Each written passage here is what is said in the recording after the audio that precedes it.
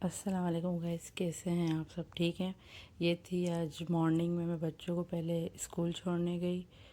फिर हम लोग इनकी वैन का इंतज़ार कर रहे थे। फिर जैसे ही वैन आई तो बच्चों ने मुझे बाय बाय बोला और ये चले गए। और आज मेरा प्लान था बीफ स्टेक बनाने का, जो मैं काफ़ी दिन से सोच रही थी।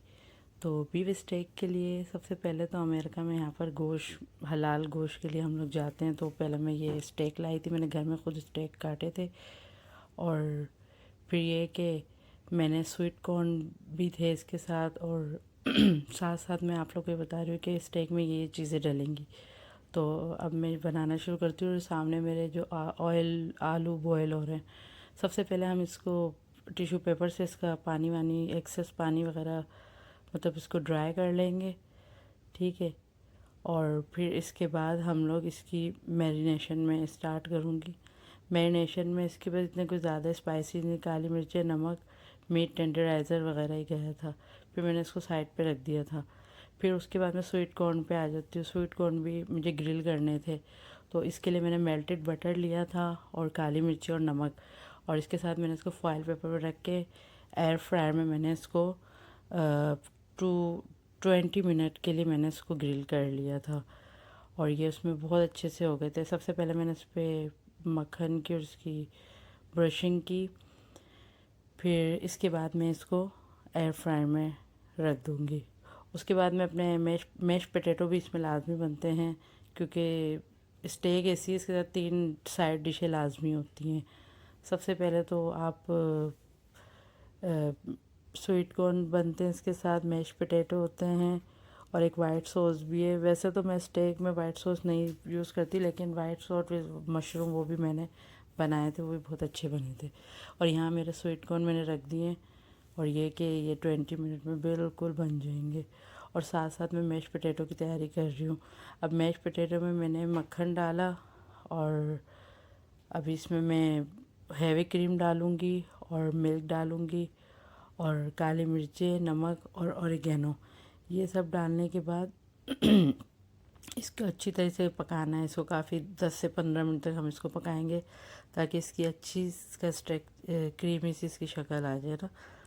तो बस फिर इसके बाद ये हैवी क्रीम वगैरह डालने के बाद फिर मैं दोबारा अपने स्वीट कॉर्न की तरफ चली गई थी, क्योंकि वो डन हो चुके थे। फिर मैंने और मेरे मैश पोटैटो भी डन हो चुके थे।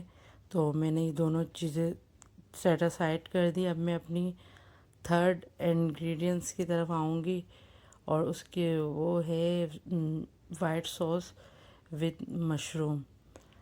तो उसके लिए सबसे पहले हम लोग बटर लेंगे। और उसके बाद मैंने बटर लिया और उसके बाद मैंने क्रश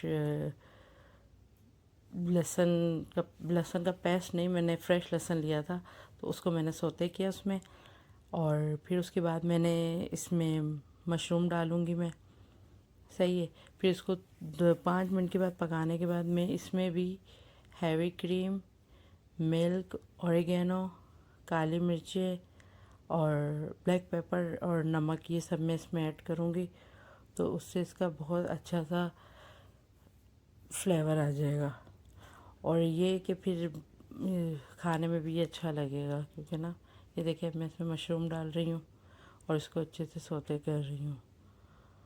ये डिशेज़ अगर हम लोग, जैसे कि अव्वल तो हम लोग पाकिस्तान में नहीं है, अमेरिका में तो हलाल कुछ आपको पता है बहुत कम ऑप्शन है।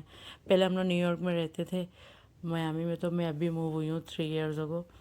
तो यहाँ पर हलाल ऑप्शन बहुत ज़्यादा कम है। तो ये कि हमारी ये कोशिश होती है कि हम घर में ही सब कुछ बनाएं। तो बस फिर ये कि ये रेडी हो रहा था। फिर मैंने स्वीट कॉर्न और मैश पोटैटो, दो डिश मेरी बिल्कुल रेडी हो चुकी थी। फिर इसको मैंने थोड़ी देर छोड़ दिया, क्योंकि जब तक ये थिक नहीं होगा ये अच्छा से नहीं पकेगा। और हम इसमें हर थोड़ी थोड़ी देर बाद चम्मच चलाएंगे। अब देखें बिल्कुल फाइनल इसकी लुक ये थी। और फिर अब मैं अपनी स्टेक पर आ गई थी। मैंने अपना ग्रिल निकाला।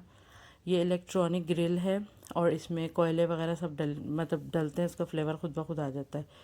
और फिर ये कि बस इसको ज़्यादा देर ये नहीं पकते, क्योंकि मेरा ये है कि मैं इसमें मीट टेंडराइज़र डालती हूँ, क्योंकि उसके बगैर गलता नहीं है। मुझसे तो नहीं गलता, बहुत सख्त हो जाता है। तो ये टिप मैं आपको भी दूंगी, अगर स्टेक आप बनाएं तो इसमें मीट टेंडराइज़र लाजमी डालें।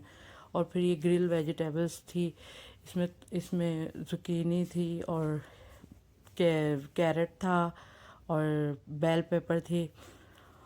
और ये मेरे बच्चे अभी खाने खाने के लिए आ गए। हम लोग, मैं अपने हस्बैंड का वेट कर रही हूँ, वो आएंगे तो फिर इंशाल्लाह हम लोग खाना खाएंगे। तो बस फिर ये कि ये मैं लास्ट इन्हें अपने हस्बैंड के लिए स्टेक बनाई थी, क्योंकि बच्चे तो मेरे स्कूल से आए थे, उनको भूख लगी थी, उनको मैंने खाना दे दिया था।